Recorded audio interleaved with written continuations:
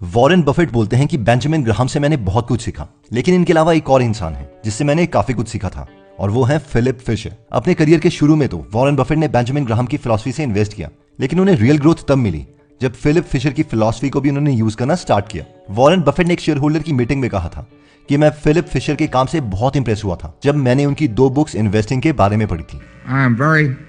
I was very influenced by Phil Fisher when I first read his 2 books back around. तो आज की video इसी topic के बारे में है। हम बच्चों की भाषा में बेंजामिन ग्राहम और फिलिप फिशर की फिलॉसफी को समझेंगे विद रियल एग्जांपल।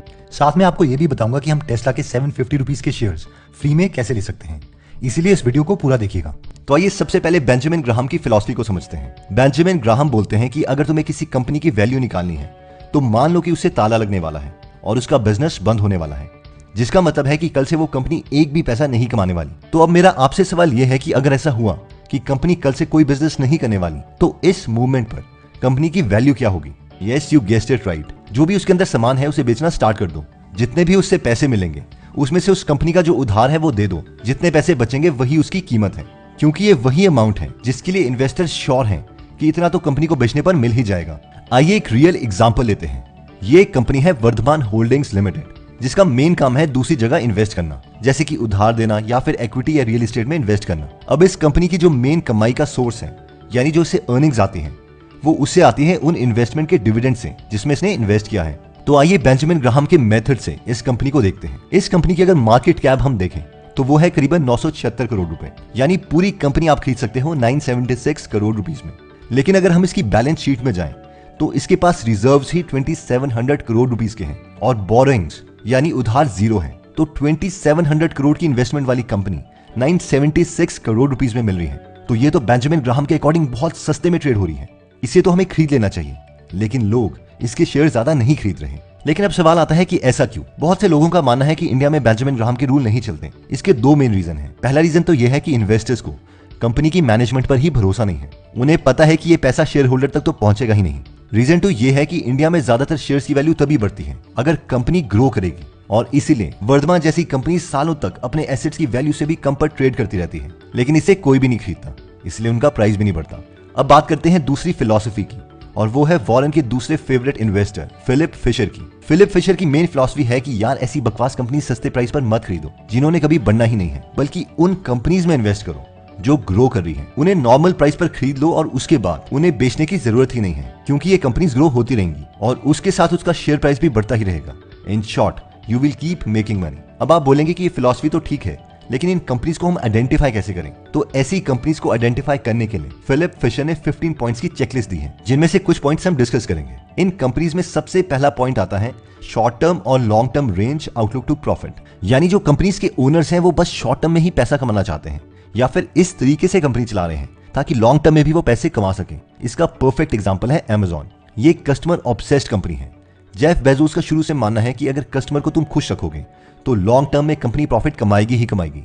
ये हम जेफ बेजोस के 1999 के इंटरव्यू से भी देख सकते हैं, जब अमेज़न एक नॉर्मल सी कंपनी थी और जेफ बेजोस एक नॉर्मल सीईओ। जब जेफ बेजोस को एक इंटरव्यू में पूछा गया कि इन्वेस्टर्स को पता होना चाहिए कि वो किस कंपनी में इन्वेस्ट कर रहे हैं, तुम कभी कहते हो कि ये इंटरनेट कंपनी है, तो फिर ये इतनी प्रॉपर्टीज क्यों खरीद रही है? इस पर जेफ बेजोस ने कहा, इंटरनेट शम इंटरनेट, कुछ भी हो हम कस्टमर ऑब्सेस्ड कंपनी है, और अगर इन्वेस्टर्स लॉन्ग टर्म पर्सपेक्टिव से हमारी कंपनी में पैसे लगाएंगे तो इन्वेस्टर्स कभी भी अपने पैसे लूज नहीं करेंगे। इन शॉर्ट, इनका हमेशा लॉन्ग टर्म पर्सपेक्टिव था। In the long term, there is never any misalignment between customer interests and shareholder interests. अब हम में से कई लोगों के मन में ये सवाल आ रहा होगा कि अमेज़न या टेस्ला जैसी हाई ग्रोथ कंपनीज तो यूएस में है और हम इनके शेयर्स कैसे खरीदें? ये तो बहुत ही हेक्टिक वाला काम है। तो इसके लिए हम IND मनी ऐप यूज कर सकते हैं। IND मनी पे कोई अकाउंट ओपनिंग फीस नहीं है, 0 कमीशन है और 0 ब्रोकरेज है। यूएस की कंपनीज के स्टॉक्स तो महंगे हैं, लेकिन हम इन शेयर्स का छोटा सा हिस्सा भी खरीद सकते हैं। यानी अगर गूगल का शेयर $2300 का है तो हम सिर्फ $1 भी इन्वेस्ट कर सकते हैं। साथ में हमें रुपी डेप्रिसिएशन का भी फायदा मिलता है, जैसे कि 2011 में यूएस का $1 44 रुपीस का था, लेकिन अब $1 77 रुपीस का है। तो डिस्क्रिप्शन या फर्स्ट कमेंट में दिए गए लिंक पर जाके आप IND मनी ऐप डाउनलोड करते हैं और अपना अकाउंट फंड करने पर आपको 750 rupees worth of Tesla shares free मिलेंगे। नेक्स्ट पॉइंट कहता है कि company has above average sales organization. For example, Unacademy ने फाइनेंशियल ईयर 21 में 464 करोड़ रुपीस का रेवेन्यू किया था, जबकि बायजूस का रेवेन्यू 2020 में ही 2800 करोड़ रुपए का था। अब इसका एक रीजन जो लोग देते हैं वो है कि बायजूस की एग्रेसिव सेल्स टीम, यानी वो पक्का सेल्स करवाते ही करवाते हैं। एक एग्जांपल जो मेरे फ्रेंड ने दिया था इसके लिए वो था कि एक बार बायजूस की टीम के कुछ लोग उनके नेबर के घर में आए और उन्होंने उनके बच्चे से कुछ डिफिकल्ट एकेडमिक क्वेश्चंस पूछे। जब वो जवाब नहीं दे पाया तो उन सेल्स टीम ने उनके पेरेंट्स को कहा, क्या सर आप अपने बच्चे का ध्यान नहीं रखते, इससे तो कुछ भी नहीं आता, आपको इसके लिए अच्छी कोचिंग लेनी चाहिए। और ऐसा करके उन्होंने उसे सब्सक्रिप्शन बेच दी। अब ये पता नहीं कि ये कितना ट्रू है, पर यूट्यूब में इससे रिलेटेड काफी वीडियोस हैं। But coming back Philip Fisher के अकॉर्डिंग सेल्स टीम उस कंपनी की स्ट्रांग होनी ही चाहिए। नेक्स्ट पॉइंट कहता है C management in a bad situation, यानी कंपनी जब अच्छा कर रही है तो उसकी मैनेजमेंट पक्का आएगी और कहेगी कि हाँ हमने ये सब अचीव किया है, लेकिन जब बुरी सिचुएशन आती है तो वो भाग जाएगी। लेकिन एक इंटीग्रिटी वाली कंपनी बुरी सिचुएशन में भी एक्सेप्ट करेगी कि उनसे गलती हुई है। इसका परफेक्ट एग्जांपल है Warren Buffett. Actually Warren Buffett की फर्म ने 1987 में एक इन्वेस्टमेंट बैंकिंग फर्म का 12% शेयर खरीदा था जिसका नाम था सैलोमन ब्रदर्स। अब हुआ यह था कि सैलोमन ब्रदर्स बहुत सी कंट्रोवर्सीज में आ गई थी। Long story short, Warren Buffett ने सब कमेटी के सामने कहा कि मैं सैलोमन ब्रदर्स के 8000 एम्प्लॉइज और खुद की तरफ से आपसे माफी मांगता हूं, जबकि सबको पता था कि वॉरेन बफेट का कभी कोई हाथ नहीं था। बट बिकॉज ऑफ दिस बहुत से लोगों ने वॉरेन बफेट को रिस्पेक्ट करना स्टार्ट कर दिया। Almost all of Solomon's 8,000 employees regret this as deeply as I do, and I apologize on their behalf as well as mine. इसके बाद सबसे इंपॉर्टेंट पॉइंट आता है स्कटल बट इन्वेस्टिंग, जिसका मतलब है कि एक्चुअल में मार्केट में जाओ और पता करो कि जिस कंपनी में तुम इन्वेस्ट करने वाले हो उसके एक्चुअल प्रोडक्ट्स कैसे हैं, कस्टमर रिव्यूज कैसे हैं, पुराने एम्प्लॉइज क्या बोल रहे हैं। इन शॉर्ट जाके फर्स्ट हैंड एक्सपीरियंस करो इन सब चीजों का।